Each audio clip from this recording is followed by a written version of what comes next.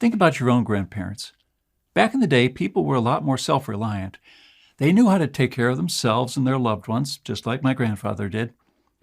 Many from their generation would probably scoff at how modern people immediately run to the doctor for every small cut and bruise which can easily be fixed at home, or how much we pay for health care we don't really need.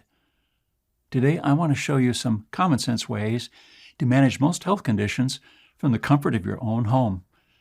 I'm talking about simple things like relieving pain, stopping a wound from bleeding, applying a stitch, managing blood pressure and blood sugar, calming down a racing heart, keeping your memory in great shape, and clearing an infection, boosting your immunity, controlling stress levels, and many, many more.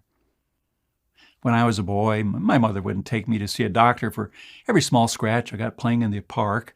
If I fell and hurt my knees, she wouldn't sue the park like some modern folks do. People back in the day were a lot more responsible. They lived in the real world.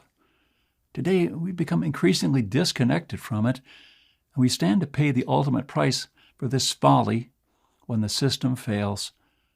But this forgotten wisdom is not only reserved for dark times.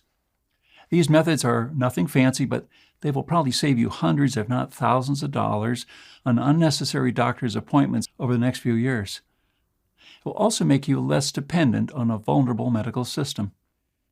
We never know what the future holds, and what we find normal today, like going to the pharmacy or hospital, might be gone tomorrow.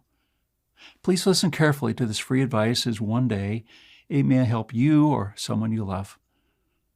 I've recently got in touch with a frontline doctor working in a country that's been dealing with hardship and shortages for years and has yet to recover.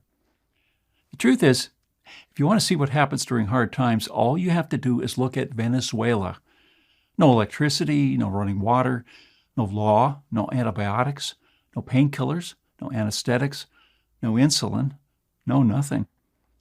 But if you want to find out how you can still manage in a desperate situation like this, you must also look to Venezuela and learn from the handful of people who cope despite widespread medical shortages of every kind.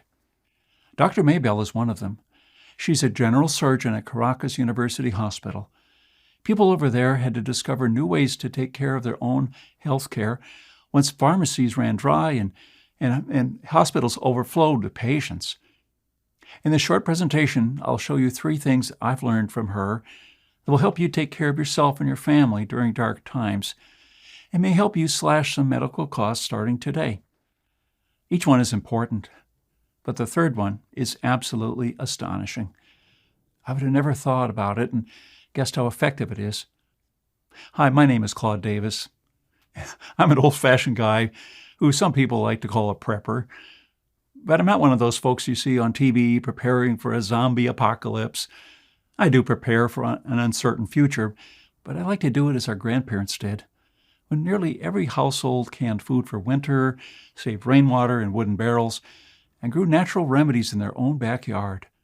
The first of the 3 things I want to share with you is probably hard to believe, that when everything is still okay in our country, but the simple truth is that once society starts to break down, going to a hospital can be a very bad idea.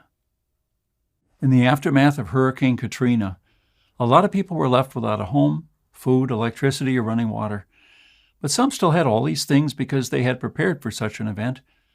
My friend Tom was one of them. He had at least 3 months' worth of food and water and a brand new generator that could power his entire home. Because Tom thought he had everything he needed at home, and because his house was on high ground, he decided to stay and weather out the storm. During the hurricane, a small wooden splinter flew inside through a broken window and pierced his hand. It was just a tiny wound. It wasn't really deep, and he thought he could manage it at home. He bandaged the wound with what he still had in his first aid kit and went to sleep that night. A few days later, he woke up in a cold sweat. His finger was pulsating, and he could tell an infection was taking hold.